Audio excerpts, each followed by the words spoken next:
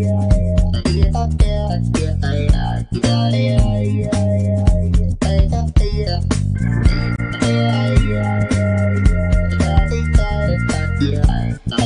back. This is Society Watch on Atlantic Television Network. Remember, you can join us on all our social media platforms, Facebook and YouTube, Atlantic Television Network, Instagram and TikTok, Atlantic TV Network 1, X Atlantic TV Net. You can also watch us live on our website at atlanticnetwork.tv. And now, our guest for today's show is the editor of the Orobo Voice newspaper. I'm talking about Goodluck Edafe. Good afternoon. Good afternoon. Thank you very much. It's another lovely day. Another lovely day, and it's good to have you here today in sound health. Very important. Yes. All right, the first story for today is from Rivers State. On April 25th, 2024, a tragic incident occurred at Taba Police Station in Rivers State, Nigeria, where a group of over 30 youths traveling for a wedding attack and hijack and hacked to death police inspector Christiana Erekere, who was on duty. The attack happened after the youth were stopped for a routine check and became agitated over document verification. At the hospital, she died. The Rivers State Police Command has arrested 16 individuals in connection with the incident, with investigation ongoing. The family of the deceased is calling for justice, emphasizing the inspector Erekere was saving the nation and did not deserve to be killed in such a manner. May the soul of the inspector, the police, rest in peace. It's quite unfortunate that she had to go this way, but the story, if you go deep into the story, well, you will realize, because initially I was even thinking that whether it has gotten to an extent where they have to deploy only one person to a checkpoint and being a female. But if you go through the story, you realize that it wasn't just her that was there. We had other police personnel that were there at the checkpoint as well. And according to the story, that Erekere was trying to save a situation because the boys in question, they were threatening the inspector general, so she had to take a video according. And guys are throwing stone at a female police, and the male are running away. So I don't understand. The whole thing is mixed up here. Let me hear your own. What do you think about this? Look at the way you are.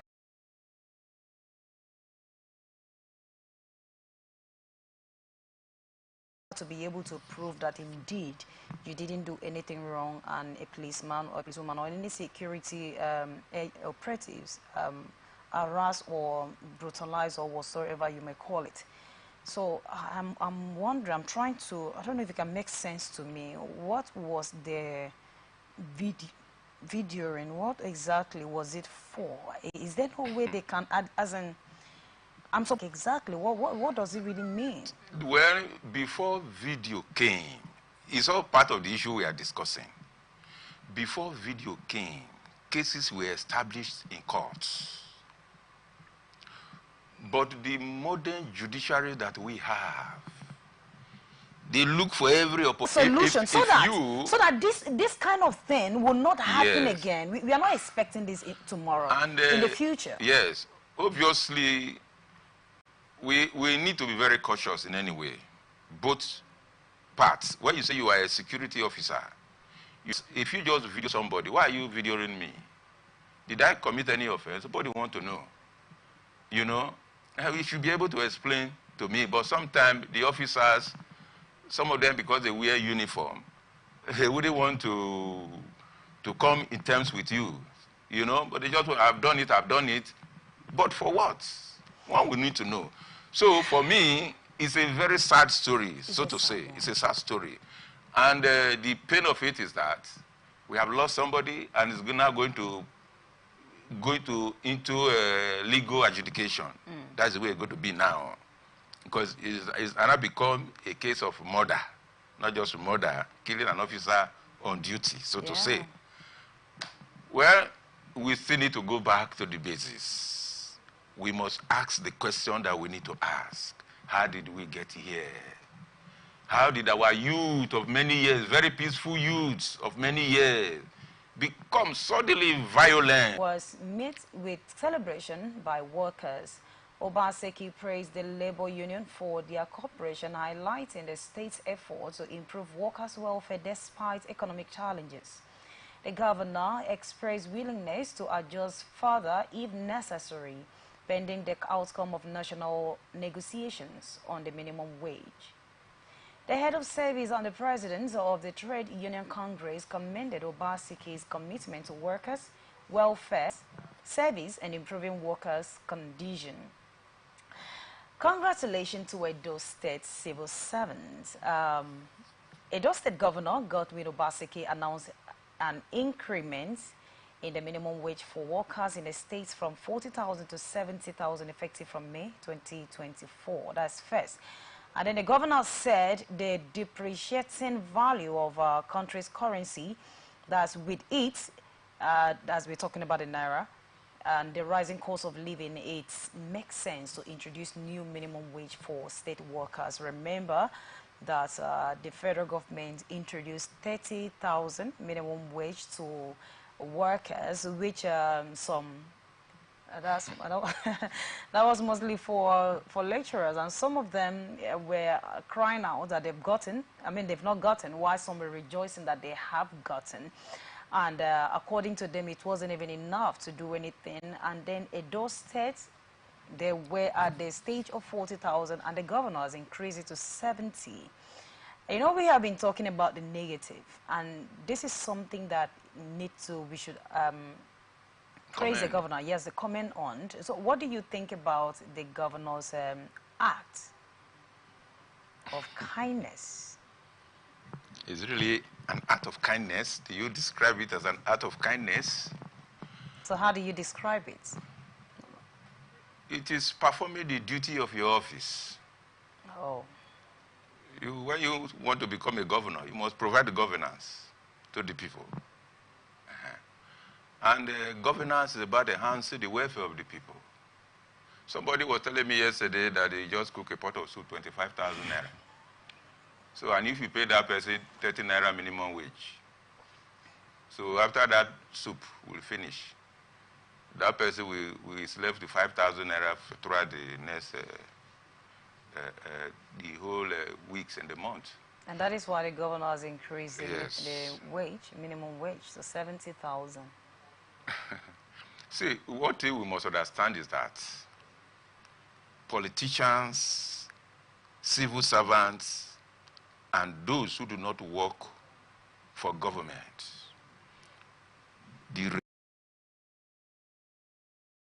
at all, not a bad pass. As it is now, those states is still better than a lot of states, even in the Niger Delta, who carry shoulder high, they are governing. You understand? They are governing and they are building estates upon estates, buy properties upon properties with the resources of the people.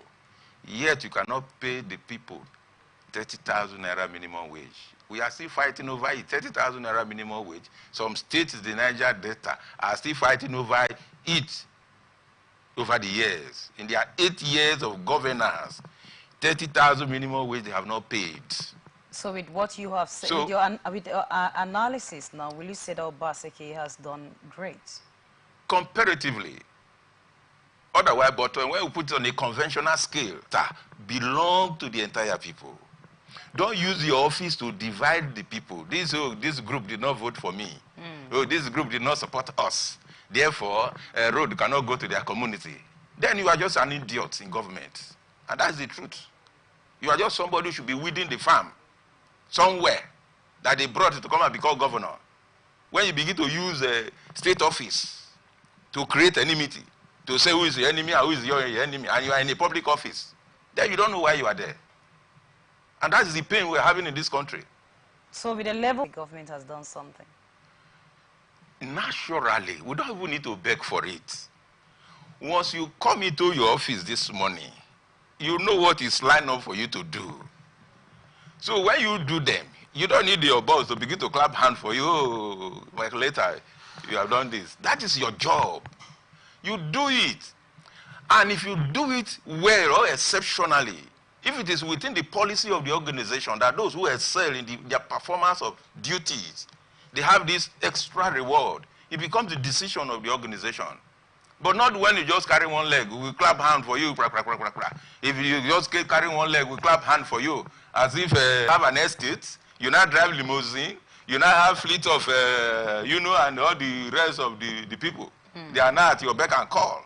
So it is we that you're supposed to even clap for us, for putting you in our office, for allowing you to enjoy our money. Otherwise, if we stand up to our feet, you cannot enjoy that money you are enjoying. That billion they are enjoying, if Nigerians will stand up to their feet, they cannot enjoy it. All right, and then the next story is from Ogun State. The Ogun State Police Command confirmed 2 separate incidents separated to be suicide in the state. Opoyemi Latif died after consuming poison, suspected to be sniper in Abeokuta. Latif's wife reported finding him in severe pain and pointing to the bottle on the floor. He was taken to 2 hospitals but died, and his body... Does the Muslim religion canvass suicide? Does it not forbid suicide? The other lady, the young girl, maybe is a Christian, or she's a Christian, or so to say. It should, because it was not mentioned. Fine, it was not mentioned. We are just assuming. Okay.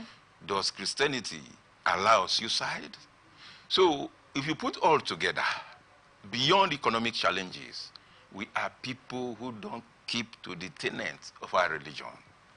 We preach the religion only by the mouth. And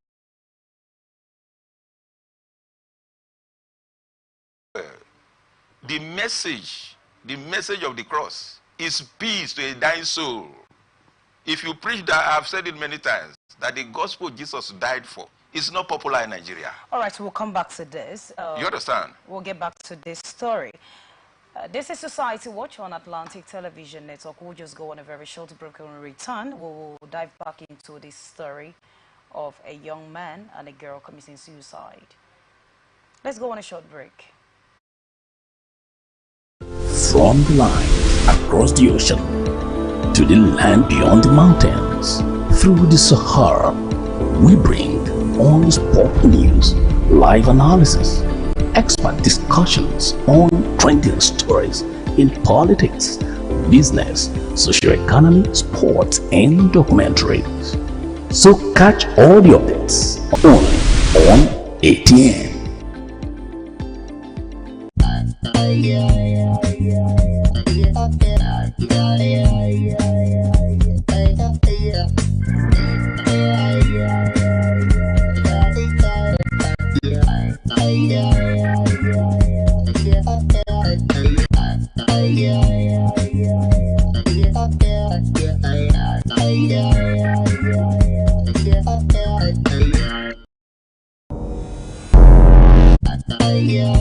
From the line, we bring in documentaries. The more you progress in life, the more issues arises. So why killing your... Well, specifically, we do not have solution to suicide. Because as I've said before, no matter how you build society, people who will commit suicide will still commit suicide. It's their nature. But what we are saying is that we must get the values of society right. Those who preach in the mosque, they must get their messages right.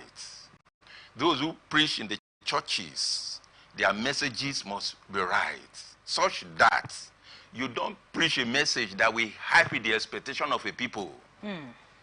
When you give a message that hype the expectation of a people, when you tell the people that poverty is not their portion, and you know that majority of the persons you are talking to, they are poor people. So what we are saying here, take a hold of this program. Yes, what we are saying here, people can commit suicide if they lost hope.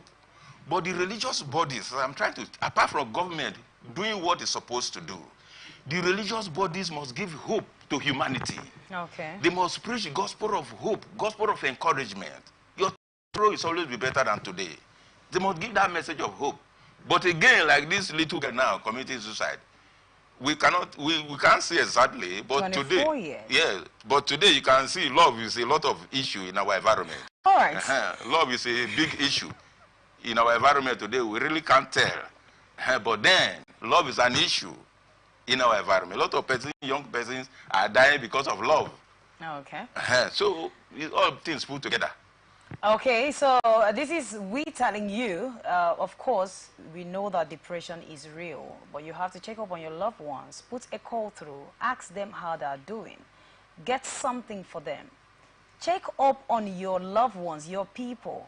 Depression is real. We are here to provide solution. We know that this is not something we can say, let the federal government come in and do this, let the state government come in. This has to do with something that I help you, you help me. Neighbors help neighbors, sisters help brothers, brothers help sisters. So let's be there for each other so that we can be able to avert these issues and not hearing about suicide anymore. All right, the next story for today. The Central Bank of Nigeria has banned mobile money operators, companies like OPay, PalmPay, Kuda Banks, and MoneyPoint. The move is linked to an ongoing audit of Know Your Customer process of these fintechs, which have been under scrutiny for concern about money laundering and terrorism financing. The Bank Customers Association of Nigeria reported the CBN the integrity of financial institutions.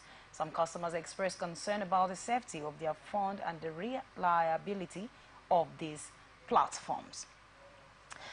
First of all, the main issues here is about money laundering. So they have put this out in order to check, know your customer, all right. But they were the one that gave directive for this particular platform to come in. So is it that the CBN cannot monitor what is going on in that bank? Because now they're restricting new customers from registering, which is to say that it will have a way of affecting business somehow, which you will tell me I don't really know. But do you think that this is the best thing to do by restricting them? And how come they are not monitoring what is going on there? What is the tendency that the people's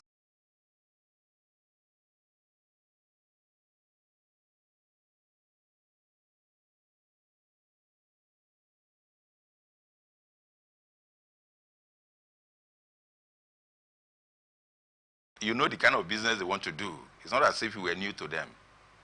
But today you just wake up to say money laundering. Before these people came on board, there have been cases of money laundering in Nigeria. Abacha looted money, laundered money, billions. Many of them laundered money, funds. All these ladies, what is her name? Well, let me just say, money laundering has been an issue in Nigeria. It didn't start with these people. So you can't, these fintech banks, so to say, they are getting more customers. I ask, why do people like this thing? He said it's fast, your money doesn't hang. If you do transfer, it's one hand. Like all these other, they say no network. You go to this traditional bank, say no network. If you transfer money 2 days, 3 days, sometimes you have the other person has not seen the money. And the person will be accusing you of deceiving him or lying to him. But it's just there in the system. But these new guys just came up with their new technology. If you transfer in the next 5 minutes, it's already on the other side. So these other persons now, these traditional banks, they feel threatened. My own assumption anyway. But that's what you think. Yes, they feel threatened. So you feel it's not really money laundering, they want to check. Have there not been money laundering in the country? Did the money laundering issue start with these fintech banks? Is it an issue of today, money laundering? Is it an issue of today? Since 1980, I will not be talking of money laundering in Nigeria. What's that guy's name? In 1980, this young guy that ran away, sometime, I've forgotten his name. So what are we saying? Money laundering issue has been in Nigeria. So you can't tell me because these guys want to look whether they are using it for money laundering. These traditional banks, those money these politicians loot, was it through these fintech banks? Was it? So for me, let us get the preparation. Once some group are in a system, you know you are there. This what these people are doing is affecting our own end. Try and do something. That is the way Nigeria runs. Nigeria don't run like a society want to build or you want to encourage every competition here and there. Nigeria doesn't believe in that. And they are saying that this is to an ongoing audit of Know Your Customer. So what do you think about Who that? is knowing the customer? Is it the central bank that will know the customer of the fintech people, or they want to know the number of people in the commercial banks? Is it that you want to know how many customers you have in First Bank, how many customers you have in Access Bank or Zenith? Is that the know your customer policy, or what is it? Or these young people, these young guys that just came now, want to know the number of the customers they have? But is there no technology that the moment one registered, it shows that this one belongs here? So why? What we do not here in other countries should not be an issue here in Nigeria. We are a developing country. Are we just developing? Somebody said Nigeria was the hope of Africa. That was the expectation in the early 70s, early 80s. The hope of Africa. Nigeria was the United States of Africa. That was the expectation. So what is Nigeria now? Nigeria was the China of Asia. That was the expectation in Nigeria. But today, where are we? So Nigeria is what now to you? We are, there's one young Cameroonian who said, Nigeria come to Cameroon. Now Cameroon has become abroad to Nigerians, because Cameroonian money is now higher than Nigerian money. So if you want to go to abroad, you don't need to go to US, just come to Cameroon. By the time you get how many CFA franc of Cameroon, come to Nigeria, it becomes millions for you. That's what somebody just posted. That I call you Peter does not necessarily mean that your name is no longer Goodluck Edafe. So Nigeria, we are still the giant of Africa. Giant in Wuru. Yes, because when it comes to that aspect, we can do it perfectly. But when it comes to that we should do, like we just mentioned, NNPC, every time fuel scarcity, oh, we are sure there's supply. We are sure. This is a country with refineries built in the 70s. How come Nigeria of 21st century cannot maintain refinery? Today it will take off. In the next 1 month it will take off. In the next 3 months it will take off. What are we? What are we saying to ourselves? What are we just deceiving ourselves? Don't you think we are taking one step at a time? Which step? Where are you taking the step to? When you take this one step, how long does it take you to take the next step? Will it take you 10 years to take the next step? If you take 24 years now, Obasa just came, we couldn't put 3 refineries in order. Yaradua came, Jonathan came, we could do 3 refineries, we couldn't put it in order. Now, what's the other guy? Buhari, another 8 years. 3 refineries, we couldn't put it in order. Now, Tinubu we are still suffering issue of fuel scarcity or no fuel scarcity. Now, Tinubu refinery was now working on the Dangote refinery. It's a shame now. All right, it's a shame. Let's keep our life. And the last story for today, the Director General of National Agency for the Control of AIDS, NACA, for Dr.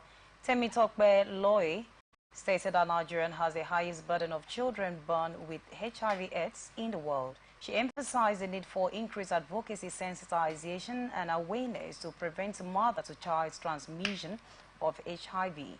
Dr. Hillary urged Nigerians to work towards ensuring to end AIDS epidemic by 2030. She commended the Oyo State government for contributing to the national response to HIV/AIDS and demonstrating the 95-95-95 targets. The Commissioner of Health in Oyo State, Dr. Oluwasarimi Ajetumobi, assured that the state government will continue its sustainability plans through communities awareness campaigns. Prof. Jesse Otegbayo, the chief makes to rapid safe tests to reduce stigmas and increase testing rates. It's unfortunate that a lot of persons are suffering from HIV/AIDS without even knowing how come, and some of them got it from their mother.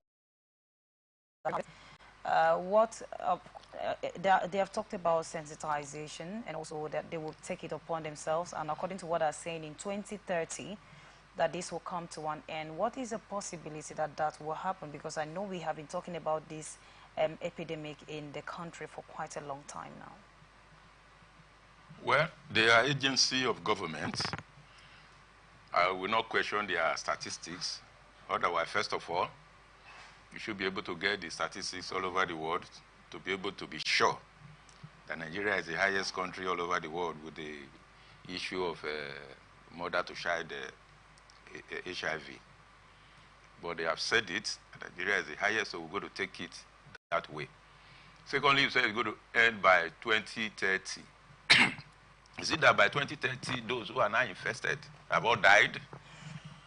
Or how is it going to be? Because they say HIV is incurable, you know? So if it is incurable, those who have it now, if they live till 2030, which means by 2030, it will still be there, except they have all died, you know? But it's quite sad that the same thing I've also said before. We are a religious society, and a religious society is supposed to be very good. The Muslim all over the north. So how did we become the highest?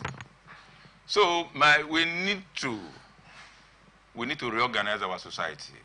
We need to reorganize our society so that issues like this we can really bring it down, you know. But we are waiting for them to see what they can do. To see how they will end it in 2030. Because as much as I know, the Nigerian men of today that I know, they are not resting on their oars.